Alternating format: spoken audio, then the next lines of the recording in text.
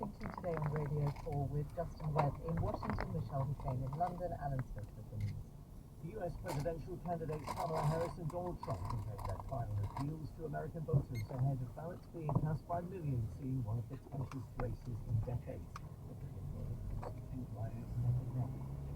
Polish authorities have warned that explosive packages placed on cargo flights earlier this year were possible practice runs by a Russian spy agency for attacks on transatlantic planes.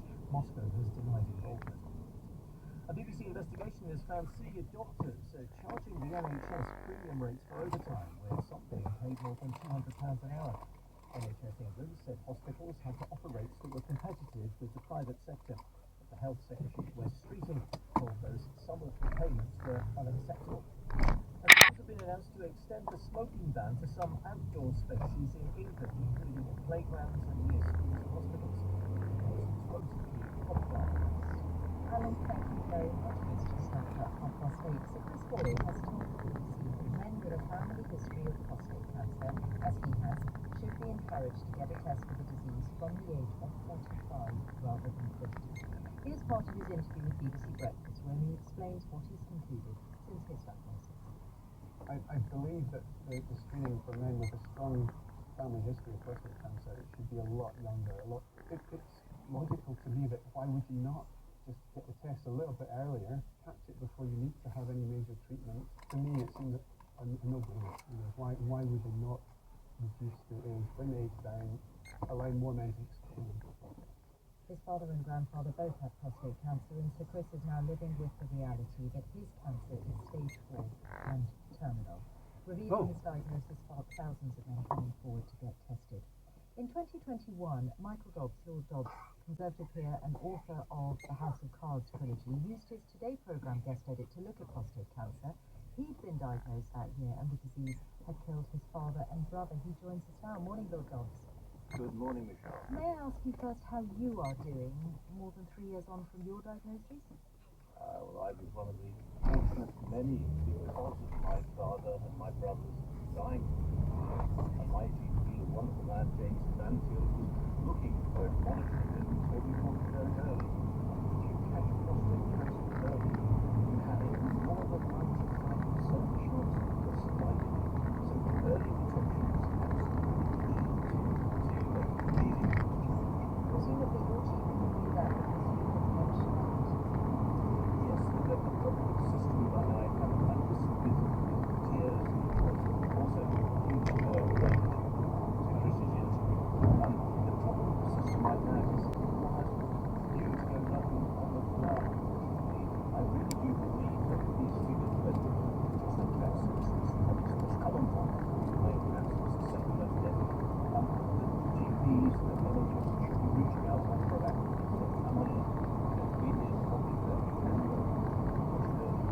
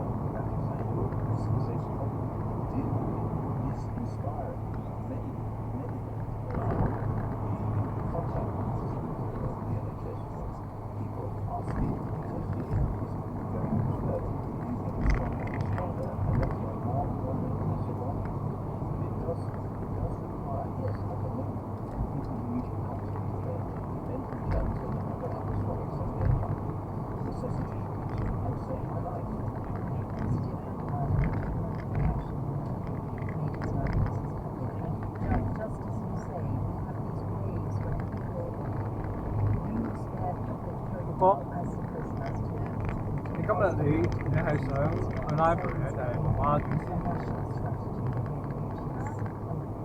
今日你係想去 art library 定想去 library？ 嚇？聽唔到啊？OK， 即係唔去 library， 係咪唔去 library？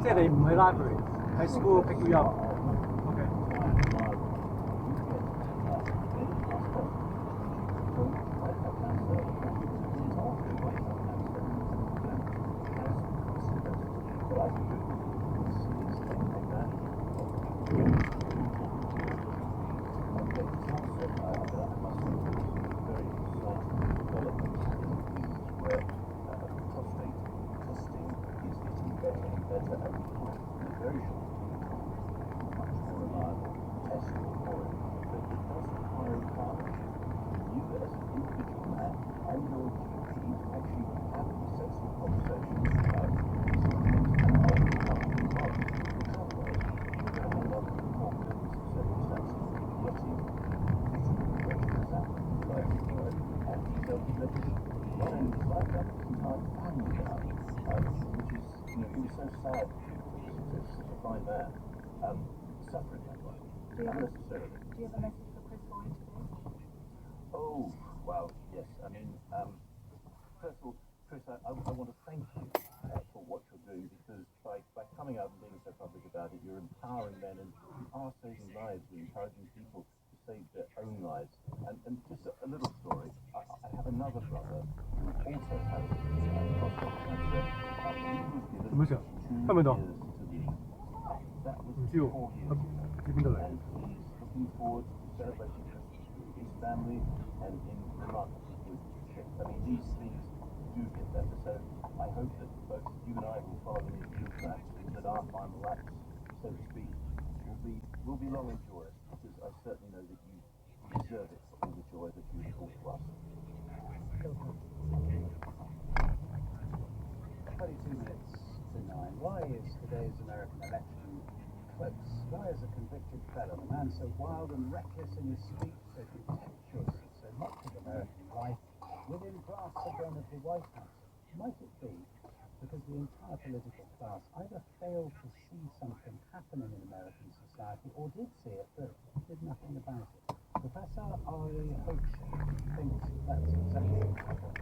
Her studies of the Trump phenomenon have been noticed by senior Democrats, though possibly debated on their advice. I asked her to set out the appeal for Donald Trump. All the bad things that happen to the whole nation hit harder the non-college class. I think all those things over time have created a big prosperity divide between people with PhDs and people without. That's the new knife that cuts our country. People with BAs, people with 4-year college degrees, and people without. Exactly, that's what. And actual recent research has shown that whites without degrees have actually sunk in the last 2 decades. There's a sense of hush. I'm working hard class. I'm not getting there. And desperately need to get it. I suppose you could see the obvious question. Why did the Democrats see all this now? Take that.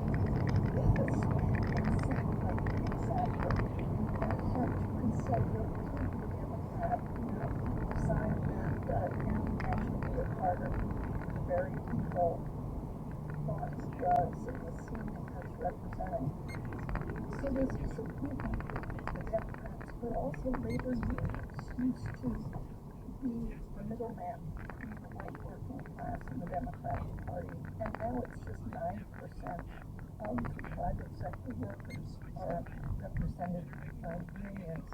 So the main structure is gone, it hasn't been replaced. So all of this has, I think, led people to kind of give up on either party. A sinking sector kind of thought, hey, the government, the regular government, doesn't see us, isn't answering our needs, either Republicans or Democrats. And so they turned to a charismatic figure. And charismatic leadership is really different from what Max Weber calls rational legal leadership. Rational legal leaders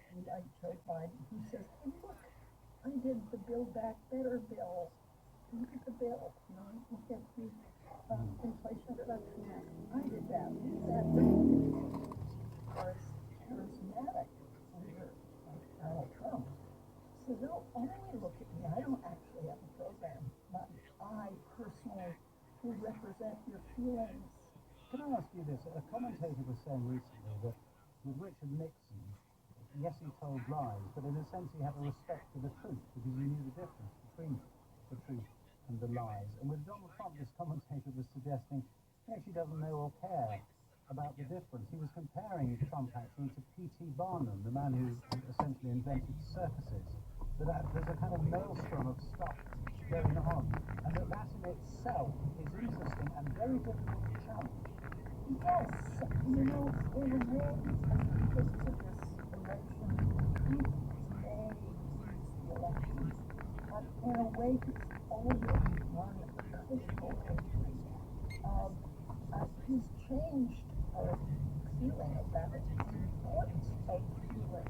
You know, it's more important to feel something's true than to actually show it's true. And also, he's kind of changed what I would call the feeling of rules. Like, it's okay to feel extremely angry and mean, rejuvenating, rage, and aggression. A lot of different ways. You know, January 6th, praising those who were indicted for the break-in and patriots. In 2020, at metal detectors removed, saying that it's okay to bring arms to the Capitol. You know, he's made personal attacks to General Mark Milley, Joint Chief of Staff, that he should be executed. So he talks in a more aggressive way, and now we've gotten used to it. Do you think if Kamala Harris were to win, that the Democrats would now 我講可以準備落車 wake 㗎。 up to the things that you have described and the failure of the party to 你要唔要爸爸 in 拍 the 近啲 past? 俾你落車啊？ Is there anything kind of that realistically suggests to you that she gets it in a way that Clinton, in a sense, Obama? 因為我睇嚟都係。 I think so, yes. I think that the whole Democratic Party has been shaken to its core. They see that they've been asleep, and there's been a huge social trend that I haven't been tracking, and it's bigger and more important and has been mobilized by a new figure. And I think they've had their wake-up call. And I had a bunch of calls actually from the Democratic Party asking, hey, once we get in, what can we do? And that was Professor 喺度落啊，哥哥。 It is coming up to 8:45. The government has a goal of decarbonising power generation in the 你 UK 睇 by 睇嗰邊車喎， 2030. 你可以 Currently, just over 50% of our electricity comes from sources such as wind, solar, nuclear, biomass and hydropower. And a report out today from the official body set up after the election to advise on this says that yes, the 2030 goal can be met if infrastructure is built quickly. And that infrastructure includes more than 600 miles of power lines. Fintan Sly is the chief executive of that new body, and also the National Energy System Operator. Good morning, Fintan, welcome. Good morning. We should be clear, so those 600 miles of power lines, are they overhead power lines, meaning pylons? So in the plan, they are, yes. They are alongside also about 4,000 miles of undersea cables and underground cables as well. But in order to connect up the renewable resources that we need in order to get to a clean power system, we need to build out the network infrastructure that needs to do that. A core part of the report as well is how do we do that and bring people and communities with us, because we're acutely conscious that building infrastructure pylons does impose on people and communities in their locale. How do we reform the system, some planning and consenting is not streamlined, and we bring people. But you want the consents to go ahead, don't you? Without that, this goal can't be met. Absolutely. In order to build the infrastructure, planning and consenting is a core part of that process. And I think one of the things that we've seen is that we need to be able to streamline how that happens. 2030 in infrastructure terms really isn't that far away. And therefore the plans that we've looked at are generally things that are already in train. So there's 600 miles of pylons that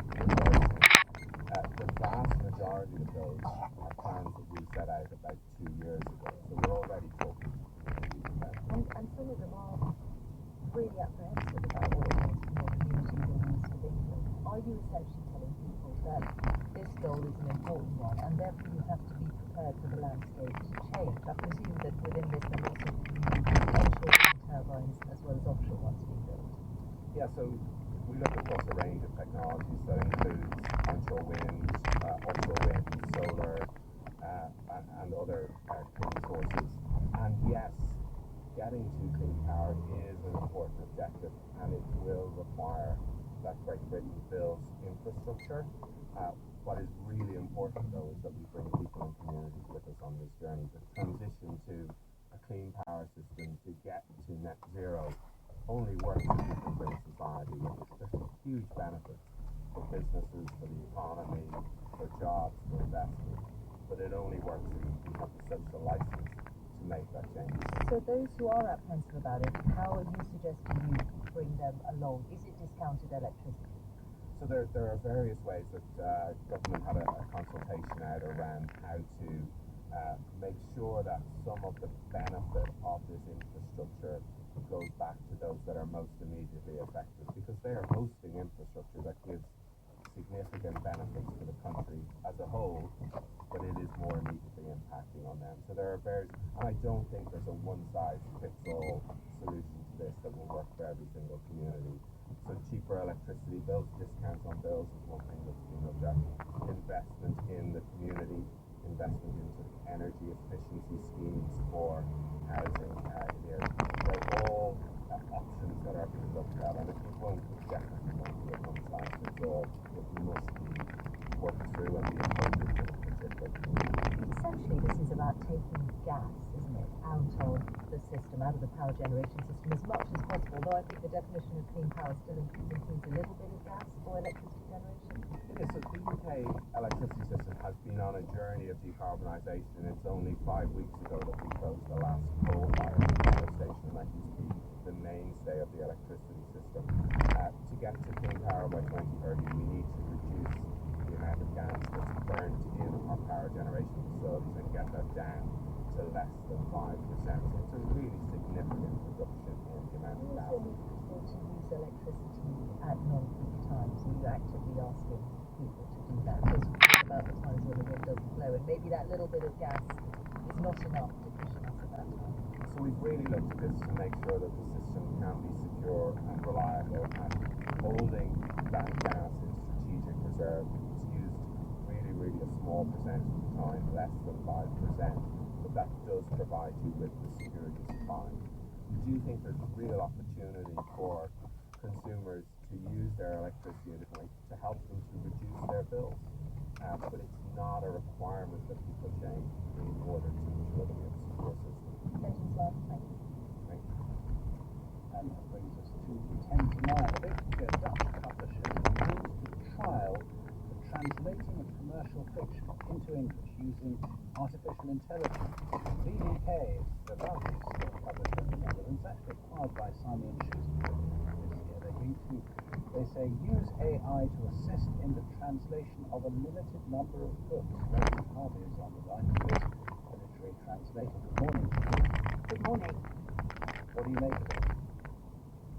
Well, I think there's a sort of combination of a slight sense of inevitability, which is a feeling that a lot of these tech companies seem to have pushed upon us.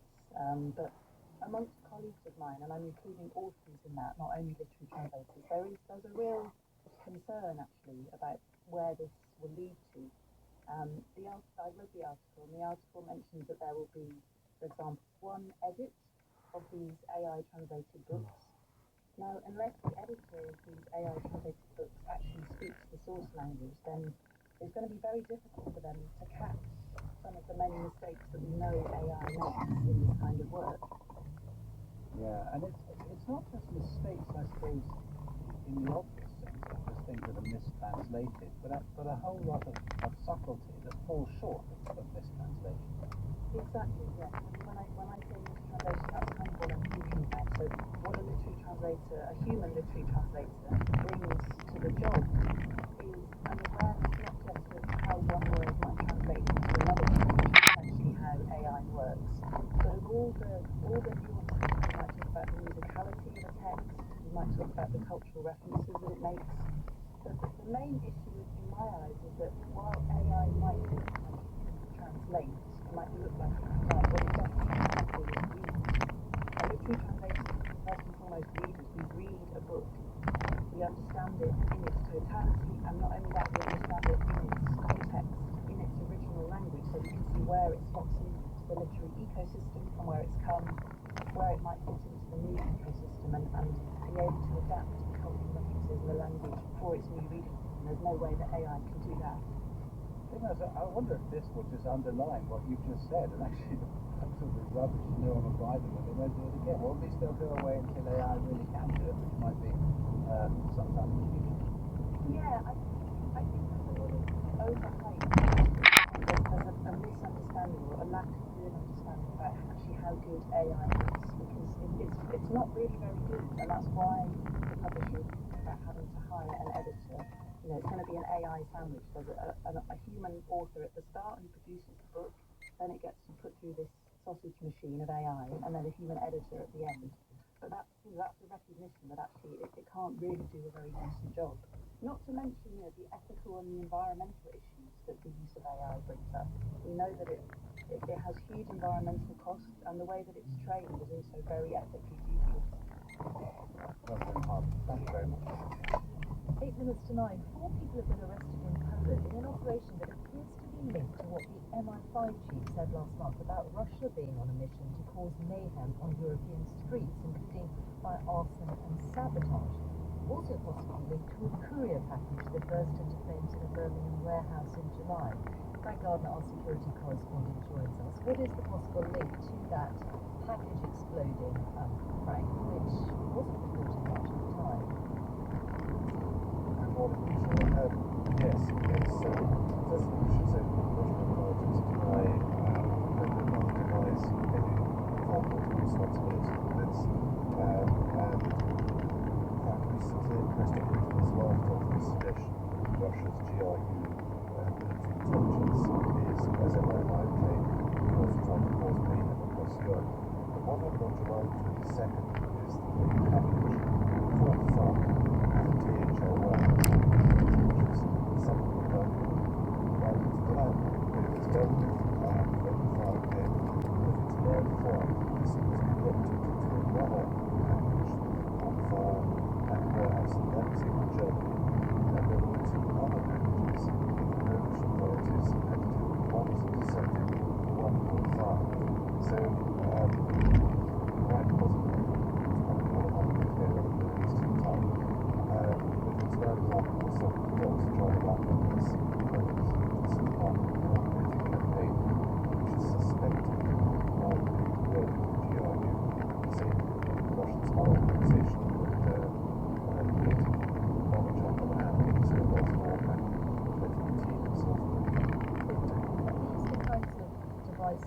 whatever was inside them that caused them to explode, if that had happened, for example, in the on a courier plane, on a cargo plane, what could they have led to? Almost certainly the plane crashing. This is why it's really serious. So the new bits that have emerged as reported in the press and papers is that they contain magnesium, or compact magnesium, which burns incredibly brightly with a white flame. Reacts very badly to water. You've got to use special powder to put it out. And if they had exploded, if these had caught fire mid-air, then it's very likely, well, certainly the pilot would have had to do a forced landing, but quite possibly they wouldn't be able to put it out. It's the one thing that plane crews always fear is a fire on board, but this would have been a very serious one. It could quite easily have crashed the plane.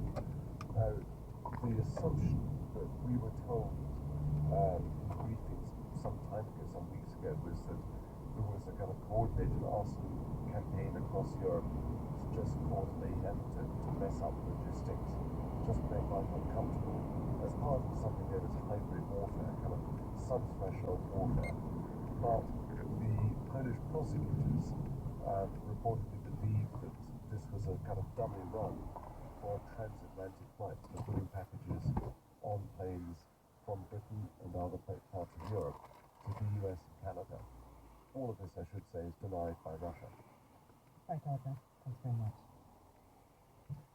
And at 4 minutes to 9, just time to say that Kirsty Young here. I'm joined by the novelist Irving Welsh on the latest episode of Young Again, and also a word to say the latest news of the US election on the live news stream of BBC Sounds from 10 o'clock tonight. Roz Atkins and McGovern will be here throughout the night, and of course on Radio 4. America Decides Results programme, and I think there's a podcast, Michelle, called Americast, which will have dozens of emergency editions. Yes, we'll be working you round the clock. But in the little time we have before 9 o'clock, Justin, you've covered many US elections. How has this one felt to you as you've talked about it? Oh, I mean, the place is angrier than it used to be. I covered the Obama election and George W. Bush's re-election as well. And in both of those, at the time, a lot of people said an awful lot depends on it, because we always say that about American elections. Americans themselves always say about American elections. But there is this sense on both sides. That's the interesting thing I think here. When you talk to people, you realise on the Trump side as well, there are a lot of people who really do feel that the future of the country, and genuinely people, not just in a sort of performative way, actually feel that the country will be quite damaged by this paper. And then it makes the place sound And then they can play. Although, is it not the case that they were very pretty, weren't they? Yeah. And they looked like the outside. Yeah, and I think that's not a coincidence. Do you think it was a sort of promotional stunt? Yeah, I mean, when I was 11, I didn't get into this sort of depth. The weird thing is that hot air balloons are completely different to hydrogen balloons, gas balloons. But they were both tried out literally within weeks of each other. I think 1783. Hydrogen balloon was a single balloon, but it was just difficult to make hydrogen at the time because you literally had to pour hydrochloric acid onto a pile of old scrap metal. And then try and catch the hydrogen. Did you just hold the thing over? Like a tent over it? Yeah, you just hold the tent over it, wait for the metal to give off this gas to fill your balloon. Is it quite a sort of flowy up gas? Yeah. Yeah. I mean, if I had to choose between going in a hydrogen balloon and a hot air balloon, I'm going in the hot air. I think in the hot air balloons you have to keep it hot. Right. So you have to have a hot air. Well, you just small. If you look at the engravings of the really early ones, they don't have a fire like they've got now. They lit a fire in the ground. It's a hole in the ground, fire. And then they put the balloon over that, filled the balloon, and then it just went up. And so how did were they holding on to it? I mean, where were the people in the... They're just holding on to the sides of the balloon going, we put too much in that one. They had a basket for the people. Right. They didn't have a fire basket. Okay, so There was no fire actually attached to the balloon, which made it a bit safe. But how did they get the... it's safe until it cools down. Yeah, but of course it doesn't plummeting to it. It doesn't go very far. Right. But because they realised it was dangerous, one of my favourite things about this is that they, in the same manner as NASA, hundreds of years later, they decided to experiment with animals first. Right. And the very first hot air balloon flight was a chicken, a duck, and a sheep. I'd say chicken was on the first one, isn't it? Yeah, that was quite the duck took some relatively high altitude, easy to fly. Yeah, and the chicken used very low altitude, so yeah. Sheep very good. But they weren't mostly obviously.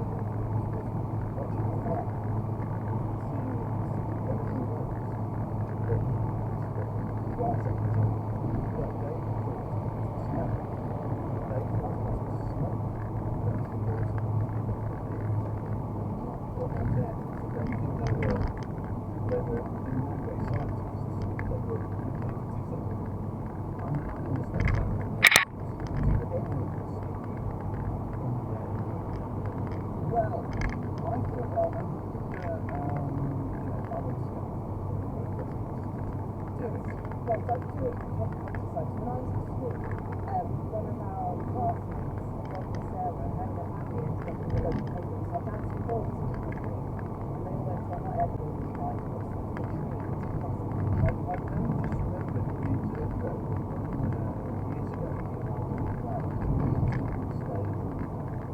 the landowner, nobody has snatched the conversation. And on one occasion, I walked past a school section and went, well, no, this is not in the services, it's called Everton. What with the special shoes? And so from which I gleaned that some form of aeronautical accident, presumably before this, so End up in special shoes. yeah. She also said this is entirely unconnected to your profession, but every morning she would have sort of demonstrations of different bits of household all the very muscular sales with her and her friend. And the upholstery was therefore showed this particular, as I walked past the door, I don't want to bother with duck now because it's all right. What an amazing woman. Yeah. You don't get things like that anymore, do you? You don't get that in a Premier Inn. Anyway, you decided to look for it. Yeah, I'm still thinking it's the best places to go. I have because I believe in Britain near Bristol, sort of. Yeah, they have a festival down there, don't they? Why did you think that would lead you to the Dominica Kebab? Well, I didn't. I didn't. I was just trying to sort of look for ways out, and I looked up best places to go in Airblin, and it turns out, by fairly universal agreement, that the best place in the world is a place called Cappadocia, which is in central Turkey. Ah, I can see a link for me. And Turkey is the home of the doner kebab. Yeah. So, as I said, it turned out to be a ridiculously short journey. Although, having said Turkey is the home of doner kebab, actually, I discovered, reading around a bit, that actually doner kebab really come from Berlin, from Turkish workers. Yeah, from the gas turbine. The Gastarbeiter in In 70s. Yes, Berlin. But it should be a short journey if it's in a hot air balloon. So that's Well, good. yeah, short but slow. Short but Yeah. slow. There we go. Link 2, the doner kebab to Napoleon. Okay, well, I started out looking. I feel sorry for the humble doner kebab. It gets a bit of a bad rep now in Britain, doesn't it? Sort of late night lab culture. There was a report in 2006 that said 18.5% of doner takeaways pose a significant threat to public health, with 0.8% of them that pose an imminent threat. So that was that one. That was like 2006. So you haven't been around that long in the UK, but is there when we were at university, Yeah. in the 80s, there was a kebab shop. Oasis. There was, yeah. And I remember thinking, looking around, but actually I think they'd only been around. The doner kebab as a thing has been around since the 17th century. That's when I that long ago they would put a horizontal spit. So you have these fat slices of seasoned meat and this horizontal spit. Is that how it works? You get cold slices. So it's sliced meat that look practice, yes, those Yeah. are seasoned. And the things I don't wish to oh yeah, no, I did. I was in the military once, German, rotating. So yeah, you're right. So doner kebab means rotating roast. Yeah. Sounds like a party I don't know, but it's and in different places they have different words. But shawarma is what it's known as in the Arab world. And I thought I found a quick fix there. I thought I'd go straight to Napoleon because that made me think of silent shawarma. The historian, of course, has written extensively about Napoleon. Yeah. Bit tenuous. So I went back to the drawing board. So this vertical rotisserie thing. Is that the thing that makes? Is that? You see the kebab Are shop they window? always vertical? You They're can't have a always you can't have a horizontal. Yeah, it's not a proper doner kebab if it's horizontal. Why do they do That that? way. It's like an Yeah. elephant leg. That's what we I used to think call it. it doesn't fall apart. Yeah, because you just slice down and the meat just falls down. And it into looks more the impressive pizza. with a knife. Yeah, I think so. Those big long. This took me down a bit of a linguistic route actually, because you've got the shawarma, and there's different versions of the doner kebab across the world. And one that I found really interesting, Mexico has a version that came from the doner kebab, which is called the taco al pasta, which is their sort of version of it. One that really interested me. It does a bit. The pasta OR.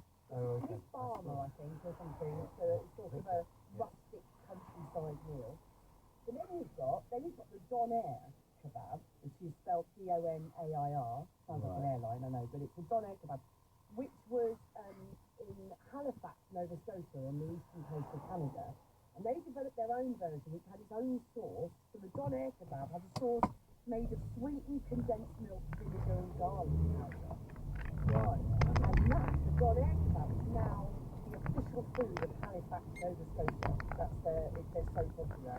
And actually, you can buy them. I've had one in Newfoundland, which is where my family is from, the island off the east coast of Canada. So all along that Atlantic coast of Canada, you can get the Donair. Donair does, you're right, it sounds like Don. Yeah, it sounds like a Swan Donair. So the gyro, the sweet version of the Donair kebab. What I love about gyro as a word is it's an example of one of my favourite linguistic things, which is a calc. And a calc, which I love linguistics really. A calc, C-A-L-C-U-E, is an example of when you take a word into your language, that you translate it into your language, but it means the same as the original. So, for example, the English word skyscraper, in Germany they call it a Wolkenkratzer, which literally means skyscraper. Or to download in English is herunterladen in German, which literally means to download something. Right? So I really love this. And this then got the pioneer in 1854. It was Napoleon III, who was the nephew of Napoleon, who, incidentally, let's have a weird thing to find out. When he finally gets sort of chucked out of France, he retires. He has to leave. Moves to Chislehurst. Anyway, I was born in Sidcup. well, there you go. You and Napoleon III.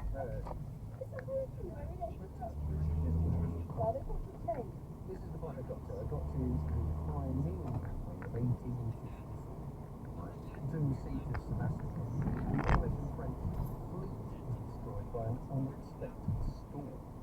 And the French decided this isn't really acceptable. And they tried to work out whether that could have been predicted. And so they write to scientists and sort of observers in the various countries sort of around that bit of the Black Sea. They go, did you see this coming? By about 1863. Are they presented by an attractive lady in a sort of power suit? A man called Michael Poisson.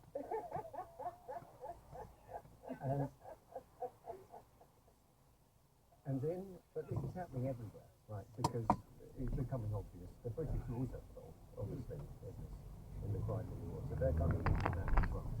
But it's not the very end, it doesn't. It's a name Fitzroy, Admiral Fitzroy. Now, Fitzroy, interesting guy, he'd been the captain of the B, so he's been Darwin, so he was the bodyguard and Admiral Beaufort, who was Matthew First. The Beaufort scale. Yeah. You know, and what Fitzroy was, he did two things. He was very early. But the other thing was he set up a storm warning system.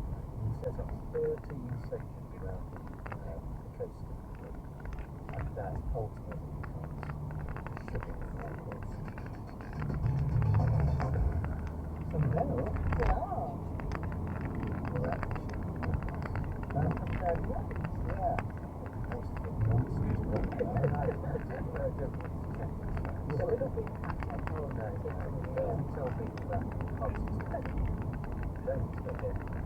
Let's put it in your accent. So, if we're actually looking, where would we start? Well, consider the forecast. Right, okay. An area at sea. What about the Sargasso? A wide area. Yeah. The Sargasso Sea, always a bit weird.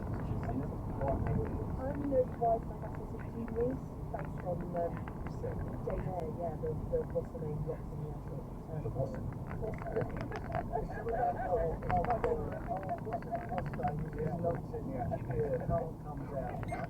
What happens when you think, sort of, you know, somebody who quite likes literature with a cancerous face?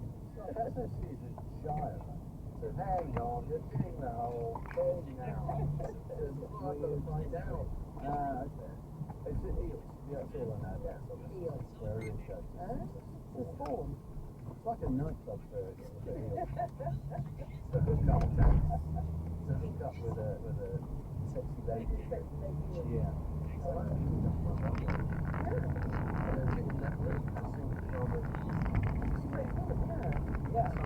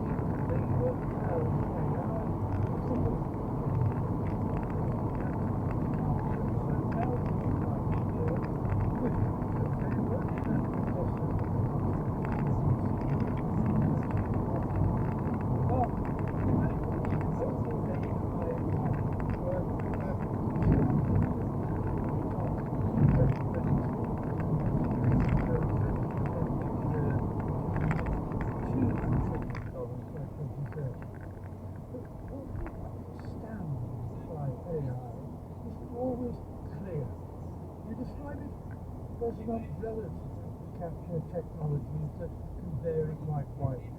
Just summarize those technologies for me. So AI is basically getting computer systems to perform tasks like learning, reasoning, decision making, tasks that we typically associate with humans. And so if you think about AI that way, it's all sorts of services from it.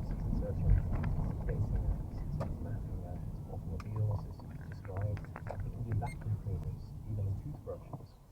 And a lot of people don't realize the vast amount of human labor that goes into making AI, into training AI, into producing AI. We typically, as users or consumers, we typically have a sense of labor that goes into the stuff that we buy. If we buy a cup of coffee, we probably imagine there's someone on a plantation somewhere to pick that bean. But most people don't realize that if you use a search engine or a chatbot or a messenger, you're connected to the lives of many workers in the vast production networks that brought that product to that service into being.